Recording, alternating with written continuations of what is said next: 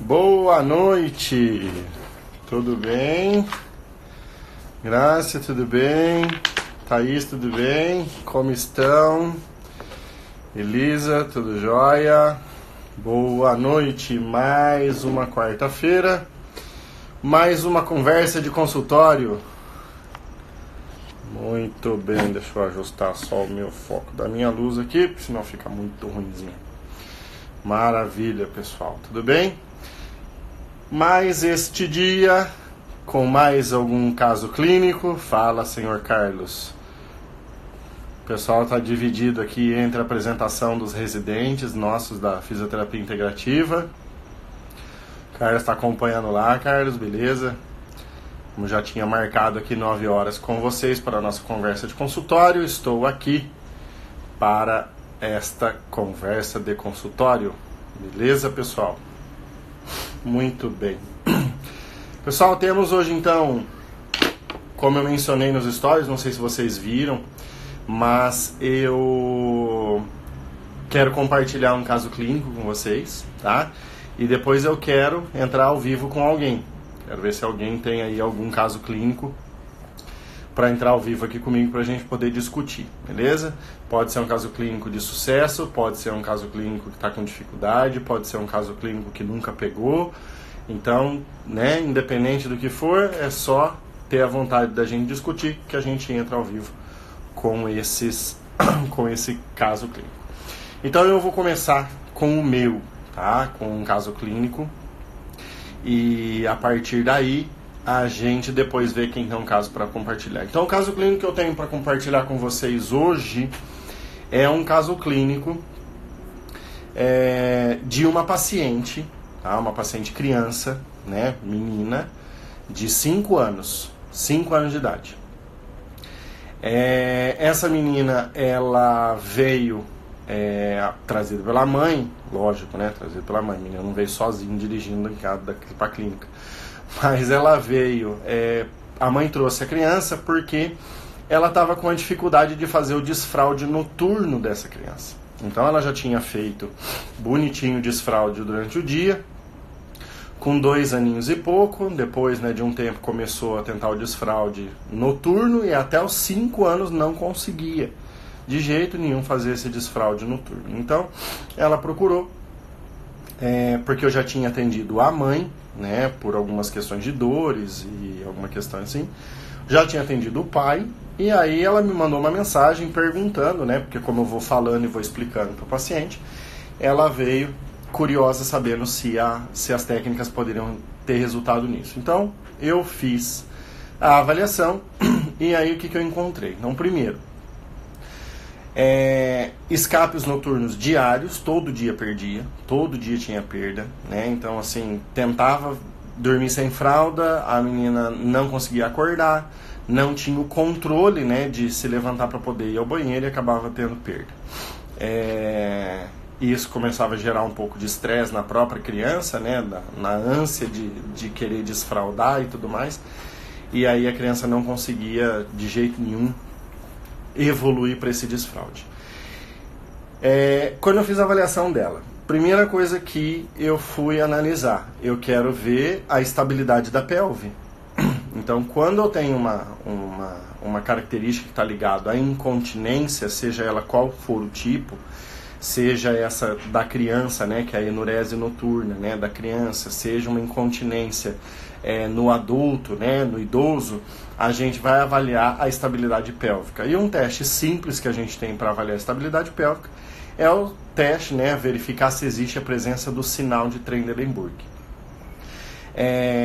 A gente, dentro da PNS, né, na prática neurosensorial, a gente chama de teste de cadeia estabilizadora. Quando o teste é positivo, né, quando há queda do quadril, então é o sinal de Trendelenburg, isso indica a instabilidade pélvica.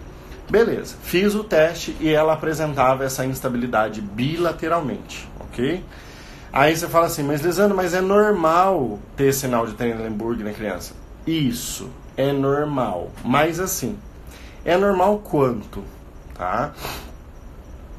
A gente sabe, né, que o teste de estabilidade real é você pedir para a criança, né, para a pessoa, né, não só a criança, mas adulto, ficar num pé só e aguardar pelo menos 30 segundos. E aí você tem que ver se a pelve se mantém ou até dá uma elevada. Tá? Se começar a cair, quer dizer que há a instabilidade. Existem alguns estudos que mostram que a normalidade, né, a característica de que existe a manutenção bilateral dessa estabilidade pélvica, desse teste de apoio unipodal, que a gente chama de cadeia estabilizadora, é normal a partir de 11 anos. Tá? Então, a partir dos 11 anos é normal. Os dados que a maioria tem é que a partir por volta de 5, 6, 7, 8 anos, em torno de 50% das crianças conseguem ficar bilateralmente 30 segundos. Então, quando a gente vai avaliar uma criança dessa, o quadro de uma instabilidade, né, de um sinal de Trendelenburg, né, presente, sozinho, sem você perguntar nada, sem um histórico, sem nada, pode não dizer nada. Mas essa menina tinha um histórico de enurese noturna, de não estar conseguindo, né, manter o controle da micção. Então, as duas coisas podem fazer sentido. Então, clinicamente, né, o fato de ter enurese mais a cadeia estabilizadora, mais o sinal de Trendelenburg bilateral, gera, então, esse raciocínio de que uma coisa pode estar ligada com a outra. O que eu fiz? Foram feitas 2 sessões, eu fiz 2 sessões com ela. Utilizei a PNS, né, nessas 2 sessões e entre as sessões eu pedi para ela fazer alguns exercícios de estabilização, né, exercícios bem básicos, tá? Então, como por exemplo, exercícios de ponte, exercício de barriga para baixo de extensão de membro inferior, tal, para fazer a ativação da musculatura do core, né, para tentar estabilizar isso como um todo, né, de forma global, nada muito específico. E a partir daí, eu também, né, entre as 2 sessões, eu acabei colocando uma barra, né, uma barra mediana no calçado dela. Então, como se fosse fazer uma palmilha com uma barra mediana, uma barra que atravessa o meio do pé, tá? Uma barra que atravessa bem no meio do pé, não podendo pegar a cabeça dos metas nem o calcâneo, ela vai uma barrinha ali. Eu coloquei no calçado mesmo, que era só esse estímulo, e ele era bem temporário. O que aconteceu depois da primeira sessão? Na segunda ela voltou, onde já tinha havido uma melhora expressiva, tá? Eu dei um intervalo de 2 semanas, de uma sessão para outra. A mãe falou que ela já tinha conseguido ficar algumas noites sem fazer xixi, sem ter a perda. Algumas ela acordou sentindo que precisava ir ao banheiro e conseguiu chegar até o banheiro, e algumas noites ela acabou perdendo. O que era uma coisa diária se tornou menos frequente. E a partir da segunda sessão, onde então, tanto na primeira quanto na segunda, foi feito um trabalho de correlação, né, da inervação do assoalho pélvico, da inervação pélvica como um todo, da inervação sobre a estabilidade de pelve e membros inferiores, onde então, a partir da segunda sessão, depois de mais 2 semanas, um contato telefônico com a mãe já tinha falado para mim que já estava resolvido o problema, ela já não estava tendo mais perda de urina. E aí aconteceu uma coisa interessante nesse quadro. Então, né, 2 sessõezinhas ali de PNS, mais os exercícios de estabilização, se resolveram no quadro dessa menina. Então, o problema que ela tinha dessa enurese era o quê? Era um descontrole funcional da inervação relacionada ao controle da micção e à estabilidade pélvica. Detalhe, na segunda sessão, o teste de apoio unipodal já estava normalizado, tá? Então, era um quadro disfuncional aquele primeiro.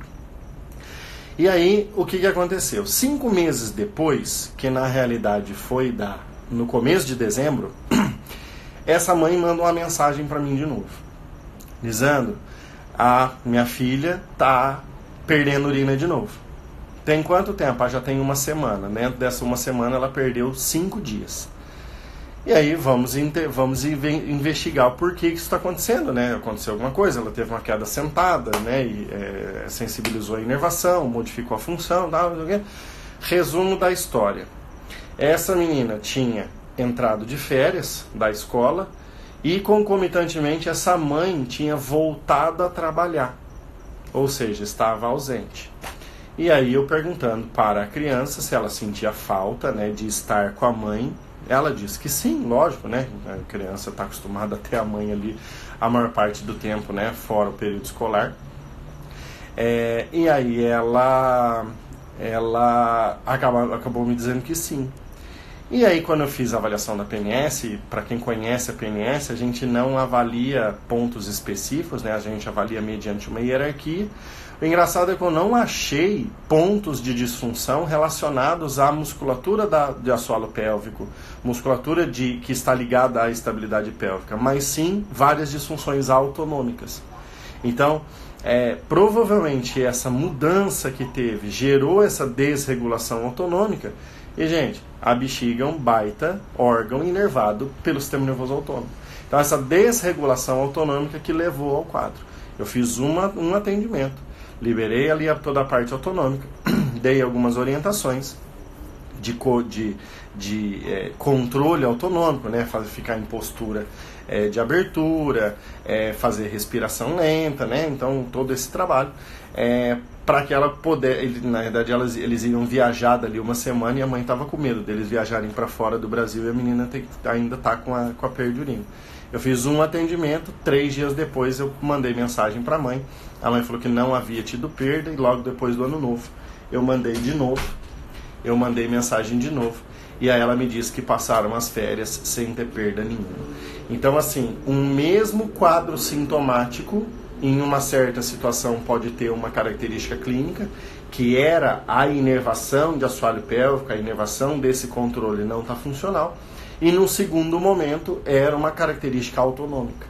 Então, isso faz com que a gente entenda que a gente tem que olhar o indivíduo como um todo e não olhar o sintoma e tentar ser categórico. Tipo, esse sintoma está ligado com isso, esse sintoma está ligado com isso, esse sintoma está ligado com isso.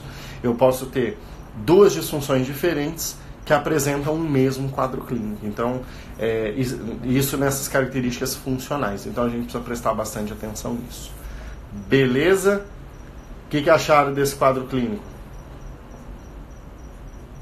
Esse foi bom. Esse quadro clínico, quando eu atendi, quando veio a mãe, os testes, os atendimentos, os resultados, isso me impressionou. Foi um dos casos que mais me chamou a atenção dos que eu atendi ano passado. Beleza? Alguma dúvida em relação a esse quadro clínico que eu passei?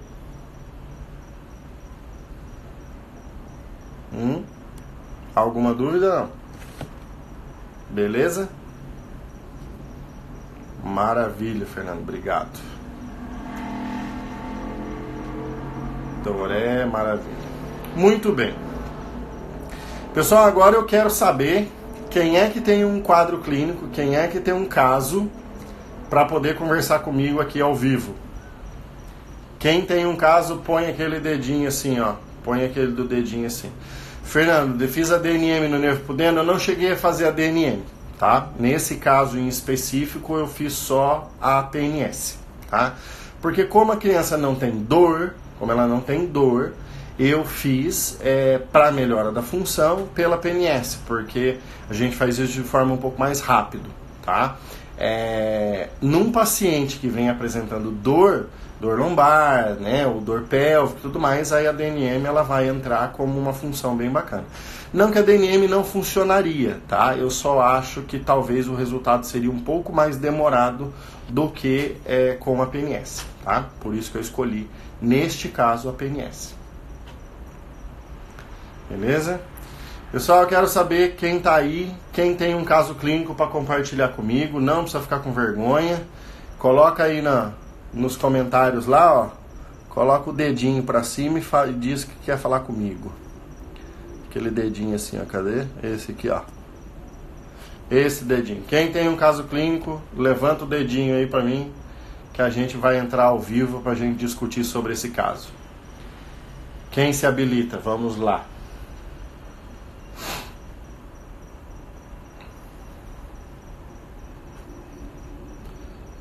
Mais alguém? Vamos lá, pessoal. Não precisa ter vergonha, não.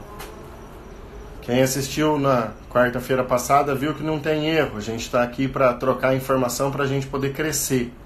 A gente não está aqui para olhar e julgar ninguém das técnicas que foram feitas, da avaliação que foi feita.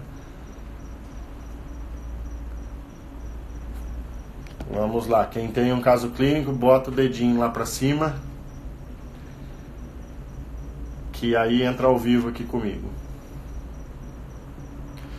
Pode ser relacionado com a porra do sim, Fernando, fica à vontade. Aqui nós não temos restrição não, a gente fala de tudo que pode acontecer. Se está dentro da minha área de trabalho, eu posso opinar. Como posturologia e palmilha é minha área de trabalho, eu posso opinar. Então podemos fazer sim. Eu só não posso opinar naquilo que eu não trabalho. Topa, Fernando? Coloca um topa aí que eu já te chamo já.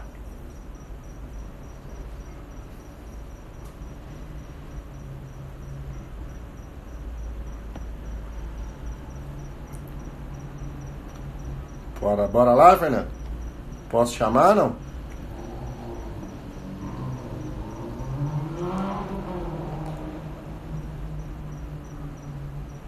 Vou chamar, hein, Fernando?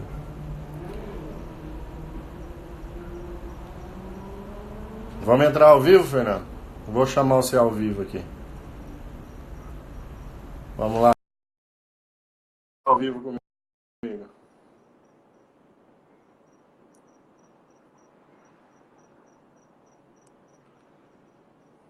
Maravilha. Então vamos lá. Vamos discutir teu caso então, pelo que você está colocando. Então você tem uma paciente que não quer parar de usar salto alto. Ficou na dúvida se terá resultado. Pois a vida é dela. Qual que é o quadro dela? O que ela tem? Qual que é o quadro dela? Ela está usando salto alto, mas ela tem algum quadro para ela ter. Porque mesmo usando salto alto, se não tem nada, a pessoa nem procura, né?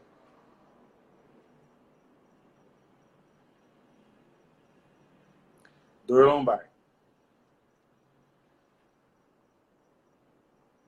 Tá. Então vamos lá. Pode